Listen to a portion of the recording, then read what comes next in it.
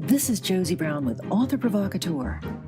Today my guest is Julie Moffett, the author of the best-selling Lexi Carmichael mystery series.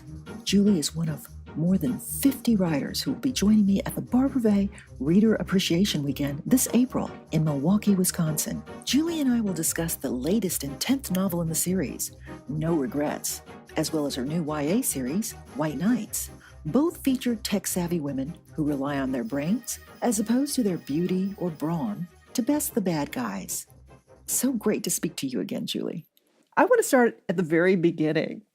How did you come up with such a great, and I'll use your term, geek heroine, like the NSA tech op, Lexi Carmichael? Well, I tell you, when I created the character, I decided that I wanted to fashion her after as an antithesis to James Bond. Right. So she would be everything he wasn't. So of course he's a man; she would be a female. He's like full of charm and suave, and she's completely lacking in those areas.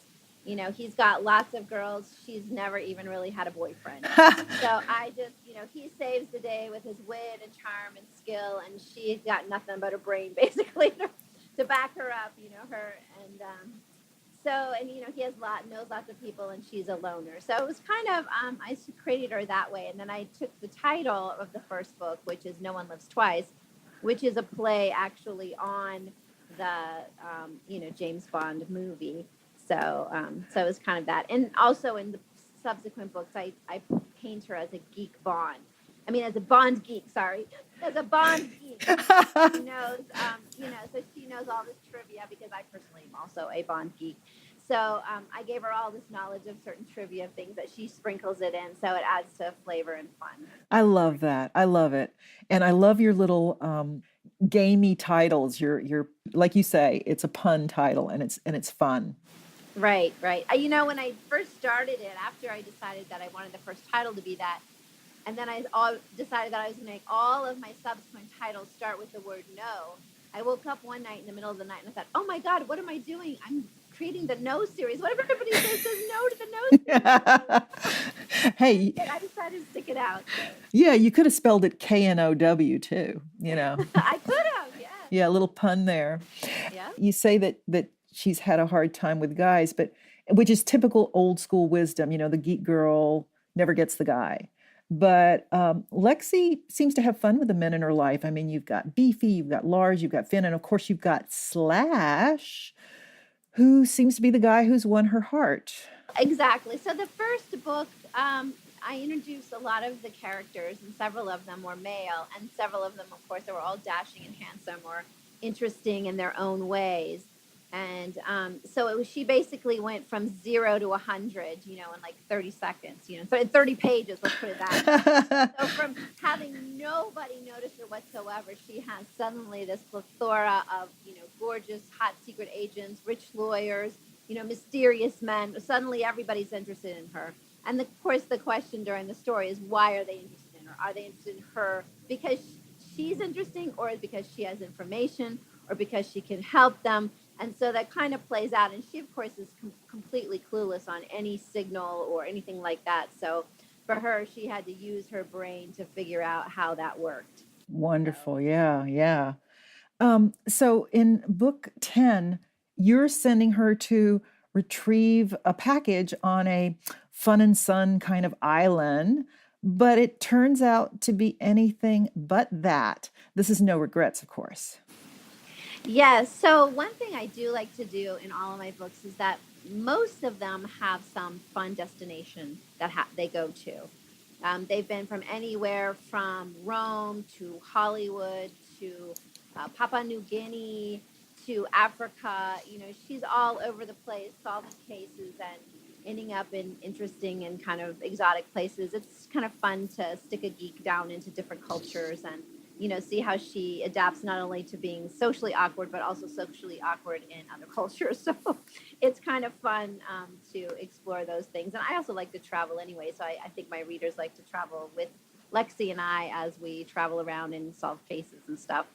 So No Regrets is it starts with a wedding that's taking place at a beach. And by the way, Lexi hates the beach. Um, but her best friend gets married at the beach, and then she gets this assignment at the beach. So it's just, oh, never ending beach. And all chaos, of course, ensues and trouble because she always has a little black cloud following her around. Right, right. So what have been some of the fun places that you've traveled, and how has this helped Lexi? Well, I'm a military brat. My dad was Air Force, yay. So we traveled around a lot as a kid. As I traveled around as a kid, and I actually went to high school in Okinawa, Japan. And then I studied Russian language and actually attended the University of Warsaw for a year of graduate school. Wow. And then I also backpacked around Europe. I think I went to 23 European nations and just, did the Eurail thing back. So I love to travel. I love new, different cultures. And so I wanted to take my readers along on some of those adventures to some of the places I've been and some of the places I haven't. I set book 10, No Living Soul, is in Egypt, which is where I always wanted to go. It's just not really safe to go there these days, right now. But someday I hope to get there. So I had Lexi travel there without me. And she, so I kind of got to live vicariously through her, and hopefully my readers did as well. Great. So are you working on book 11 now? I am. I'm working on book 11 titled No Stone Unturned. So that is scheduled to come out in early January 2019. Super. And in between, will there be any White Knights coming out? Yeah, so I published my first teen spin-off of the series. It's featuring a character from my Lexi Carmichael series, a teen character. And now she's having her own series, and I published book 1 in that series in December. And it's basically a teenage hacker, female, and she has her own storyline, but similar kind of tech and travel and spy. They're basically spy mysteries. Wow, nice. And yeah, and so book 2 is scheduled, which is called Night Moves, is scheduled to come out in the fall of 2018. So I should have that book in the fall, and then Lexi will follow a couple months later. And that stars, the heroine there is Angel Sinclair, who has her own kind of sad little backstory, but is a student geek. Yeah, she's a teen geek. She's actually a geek in the high school that Lexi helps to save in my book, No Test for the Wicked. In that book, Lexi goes back to high school undercover. And so while she's there, she ends up saving the school from a disaster, basically. And so all the kids know who she is and kind of admire her and stuff like that. So that's how Angel ends up hooking up with getting to know Lexi from that. And then, so she attends that high school in White Knights. And then her story, she has her own backstory with her father and sister and mother and so on. But it has to do with spying and hacking and all that kind of stuff. Great. And also, so you'll be bringing both some White Knight books as well as some Lexi Carmichael books. I sure will. Yeah. Perfect. Plenty of both.